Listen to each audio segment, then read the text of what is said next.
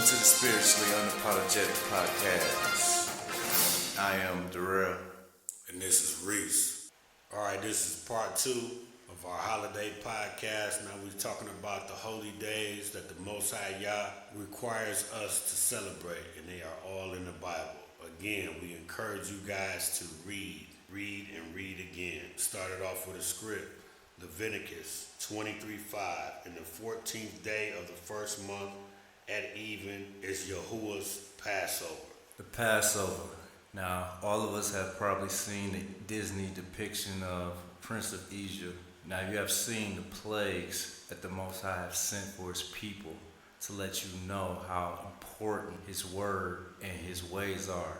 And what did he tell the Hebrew Israelites back then? Sacrifice a lamb and spread the blood on the post of the doorway so to protect you from the angel of death. So the Most High Passover is a special and must be done holy day to signify to him that you believe on the blood sacrifice of his son, Yeshua, to protect you, to guide you. Yeah, so what we're required to do on that day, and we eat the bitter herbs, the bread, the lamb, which represents Christ, and the Passover wine, which represents his blood. So on this day, the true day that you take communion, not every first Sunday, which is really being a blasphemer to the holiness of the Passover.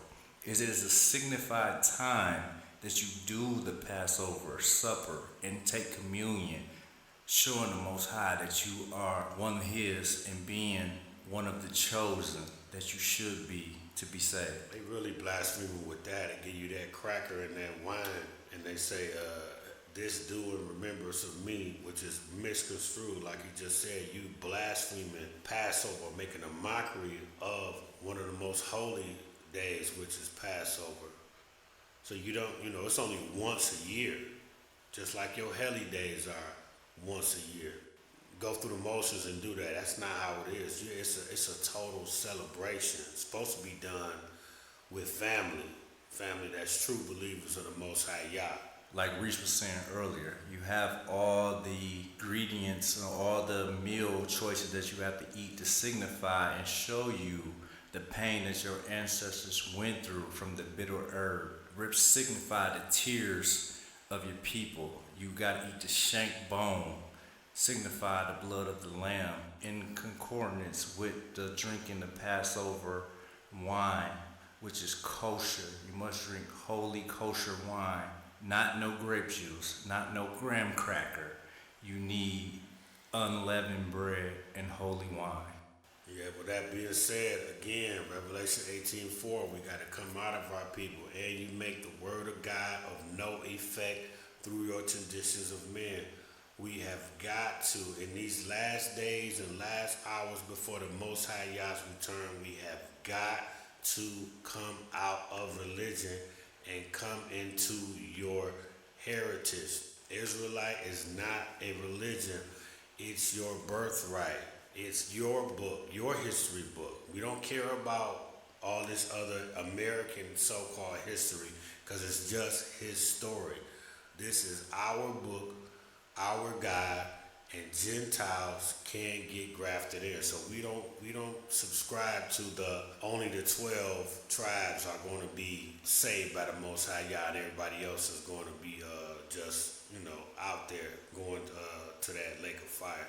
We just want to let y'all know that and put that out up front. We're not one of those believing type people. And to end this on the Passover, the reason why you should keep the Passover, because you signifying to the Most High that you want to be protected and covered in grace through all or whatever is going on in this world, that you are showing him that you believe in him to cover you. All right, we're going to go to holy day number 2, the Feast of Unleavened Bread. So this is Exodus 12, 18, and 19.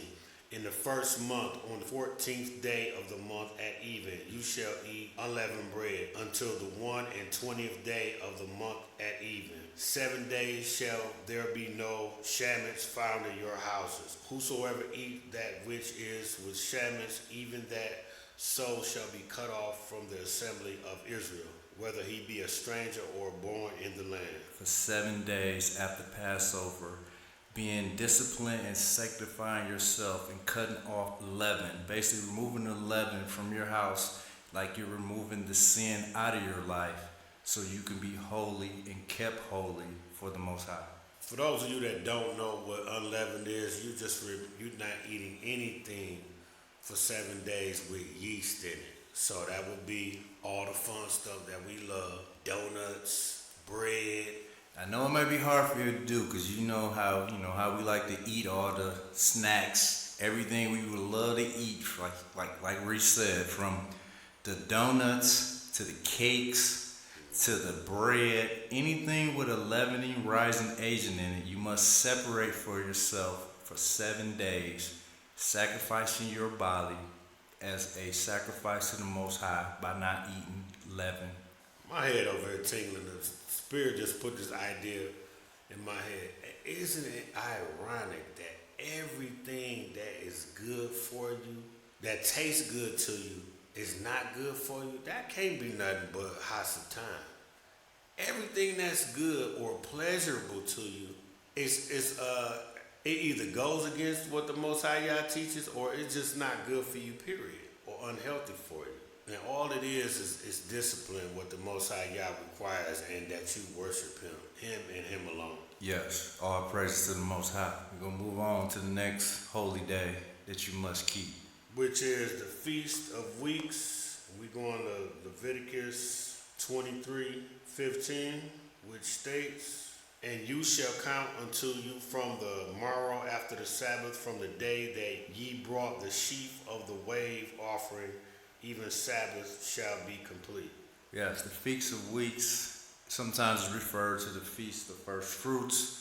But basically, you're showing the blessing of the Most High of the first crops that comes in from the spring, having a feast, and you're thanking Him for providing for you for another year. And as we celebrate these feast days, don't be afraid to invite your family over who is not in the truth.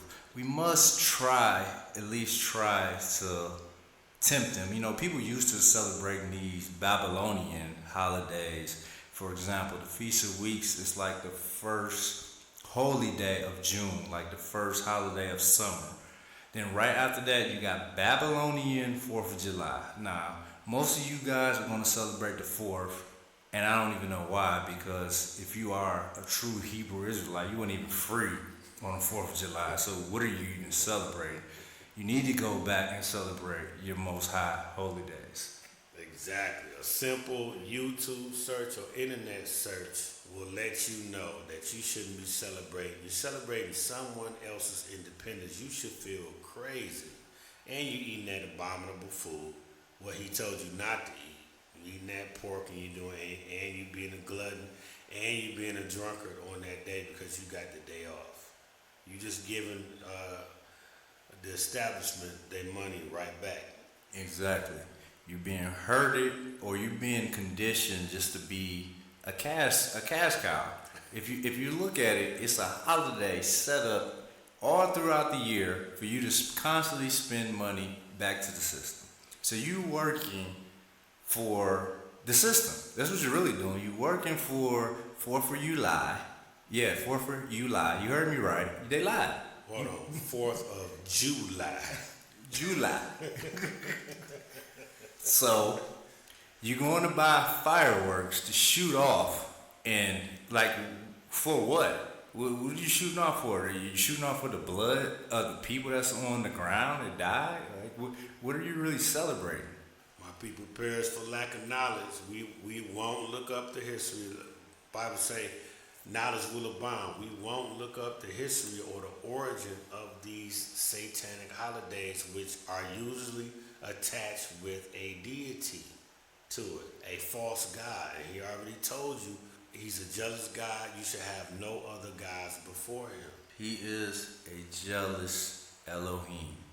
Know what that means? If you worship something else, then you are cut off. Do you really want to be cut off?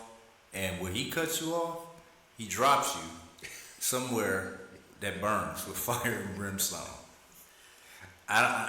To me, the worst pain I ever felt was fire. Getting burnt with anything is terrible pain.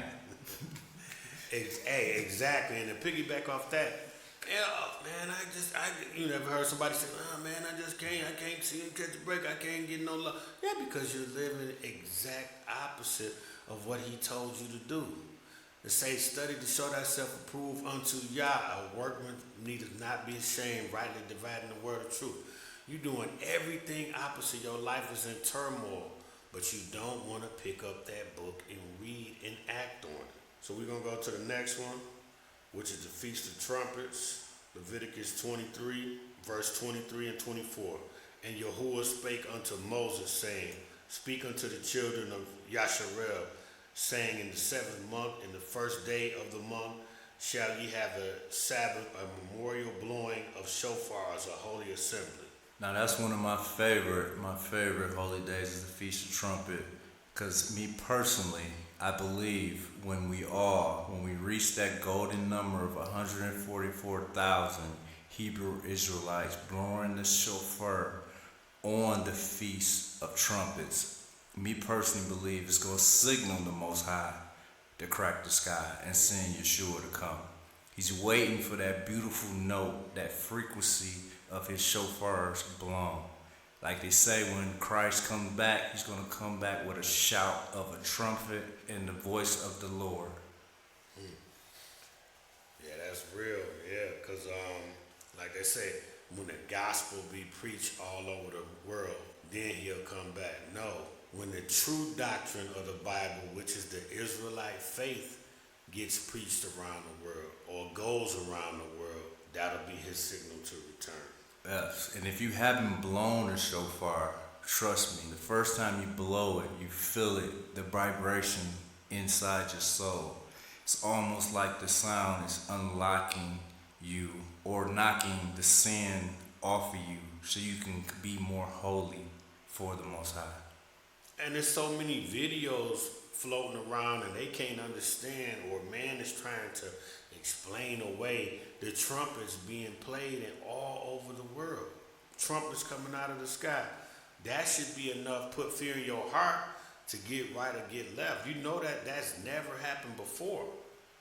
So how can you go about your daily routine and be like, well, nothing to see here? No.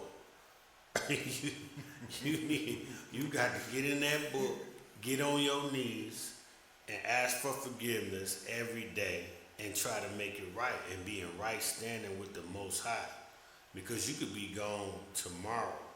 Ain't no do-overs. Ain't no free man. You can't kick a turtle against a green pipe and get free men. Once you done, you done.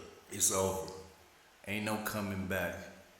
Ain't no coming back for anyone who passed away who has not been accepted by the Most High. The only thing that is waiting on them is fire, a lake of fire. That lava waiting on them. And what's the story where the guy, he went to hell and he was like, can I come back and tell my brothers? He said, no. Negative. He said, no. It's a gulf between me and you. And you had a lifetime. And they got the prophets. If they don't listen to the prophets, then basically that's on them. Mm-hmm. So ain't no coming back. And, people can have all these frivolous debates. Oh, there's no God, there's no hell. Well, guess what? The devil proving that he's real in this satanic, Babylonian, Sodom and Gomorrah society. So we already know the Most High is real. I know he real personally through my testimony that I probably would give on a later date and on a different podcast. But moving right along to the next one, which is the Day of Atonement, which is found in Leviticus 23, 26, and 27.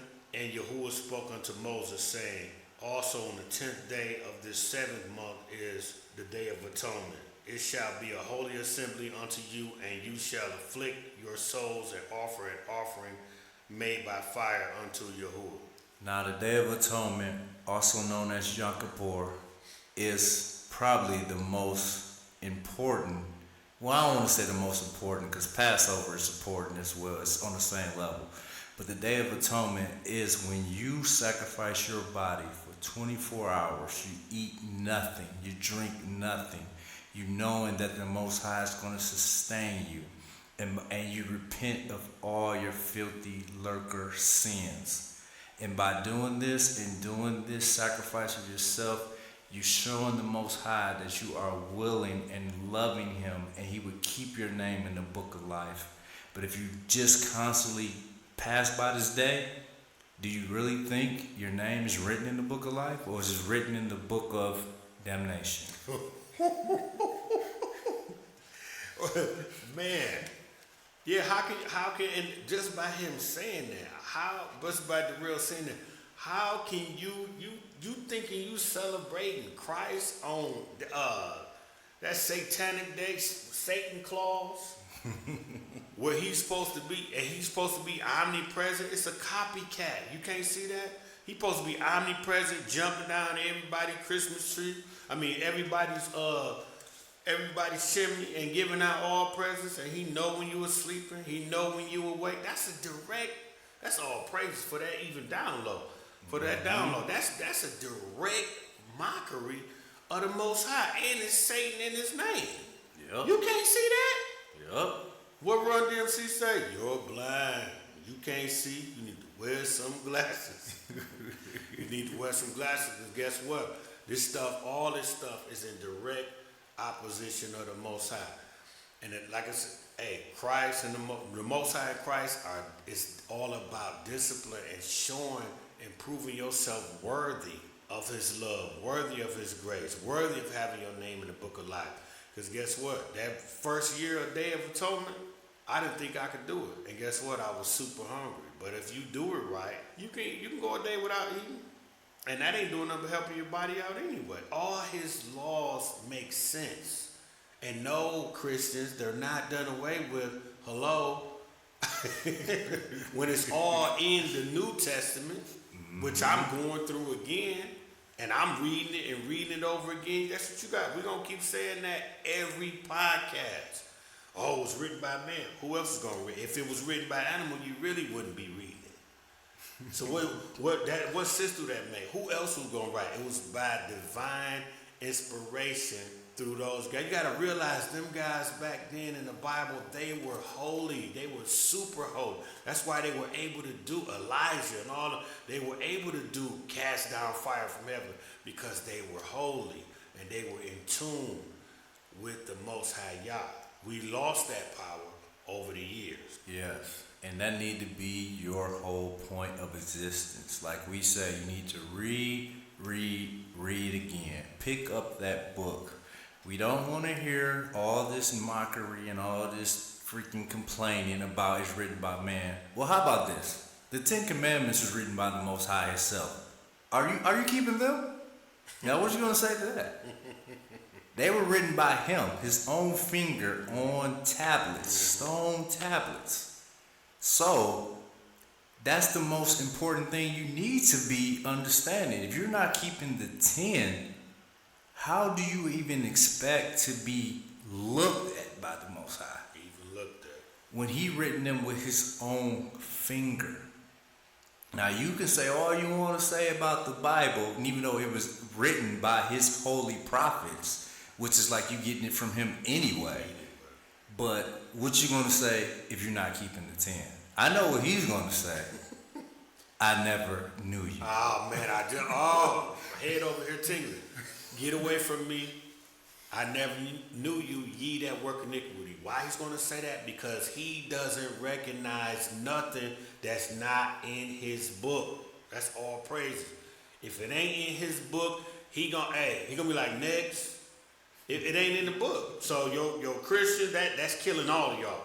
Christians, Muslims, all of it. You can debate, you can say this and all these other fake gods and Hinduism, this Abrahamic house with all three so-called major religions.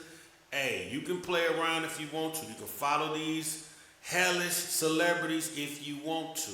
You better dust that Bible off and read it for yourself. Cause when he come back and you ain't keeping you're not proselytizing, aka winning souls the Christian way. You're not baptized. You're not keeping the laws to the best of your ability. You're not keeping the holy days to the best of your ability, and you're not keeping the dietary laws like he said. Oh, I don't believe in that. Oh, okay, well, hey, get away from me. I never knew you. Like you said, if you're not keeping none of that stuff, dietary laws, oh, that's done away with. Oh, but you in the doctor office are. Oh, you didn't know you just supposed to eat that abomination pig? You didn't know that pork? What you say? If you put lipstick on a pig, it's still what? A dang on pig. You still got that pig. Hey, and we went to, again, in our town yesterday, me and my wife, we went to the Easter market, and it's so sad that all of our people, men and women, guts are super, that's nothing but waste and poison. Guts are super big, and I seen the guy, it was so sad. He had the brace on the back of his leg, and he had the walker, and he needed help getting out the car. What are you doing? You can't eat that stuff. And they got all kind of abominations. They got every abomination you want to. Crab, lobster, duck, shrimp, all of the abomination pork. He said, if don't touch not the unclean thing, and I will receive you. Hey, and guess what? When he found the demon, when Christ found the demon, where did he banish him to? She banished him to the pig, a herd of swine. So you might as well eat a demon. Hey, that should let you know right there. And they killed themselves, but he banished them into unclean meat or so-called food. And it all goes full circle. He loves us so much. He wants us to be rich. Hey, if you're not rich now, you can be rich in family and rich in health, and that in turn will get you to where you need to be if you're doing what it says between Genesis and Revelation. Anything other than that, I don't care about your motivational speakers. I don't care about your fake pastors on TV or your fake pastor on the corner next to the liquor store. I don't care about none of that, because all that is false. Get into the book. Pray before you read the book. Look up words you don't understand. Get you a concordance. Get a Blue Letter Bible app. Have multiple Bibles playing or read. Not multiple Bibles. King James Version, of course. But if you got one like I do, you have an iPad playing the King James Version while you read, it makes for better reading. And get Bible Is. So you don't, a lot of people say they get bored or they go to sleep. Bible is an app that tells the Bible through a story that makes it exciting. That's how I learn, or the Most High put up on my heart to learn, and I think it's a good tool. Yes. And if you want to know, Christ was a Hebrew Israelite. The faith was the way. It was the way of life from the Most High. So when you go off into Christianity, you go off into Buddhism, you go off into Muslims, you go off into all these other fake religions, this is how you can tell they're fake. When you go with Christianity, look up any pope. Can you find their body? Can you dig their body up? When you go to the Muslim faith, can you find, you know where Muhammad's buried at? I bet you do. The Buddhist guy, you know where the temple's at, where he buried at. But when you go look for Yeshua, not JC, when you look for Yeshua, the Son of the Most High, you can't find him. The stone was rolled away. So that should let you know he is the true living Son of the Most High, Yah. All right, we're going to go to the next one and final one. It's called the Feast of Tabernacles, and this is in Leviticus 23, 33, and 34. And Yahuwah spoke unto Moses, saying, Speak unto the children of Yasharel, saying, The 15th day of this 7th month shall be the feast of booths for 7 days unto Yahuwah. Yes. So we're doing this holy day that you're going out in tents, you and your family, you're signifying what the Israelites had to do when they were when they were in the wilderness. They were off in tents, waiting on the Most High to provide for them. So you doing this holiday is reconnecting with your ancestors, which is reconnecting with the Most High, saying you're going to believe on Him to supply your every need. So you put up a tent, you live out in the wilderness for 7 days, praying, fasting. True, you can't eat, but you are dependent on the Most High to guide you for these 7 days. Script that comes to mind, he said he supplies our needs according to his riches and glory. Well, we're going to wrap this up now, y'all.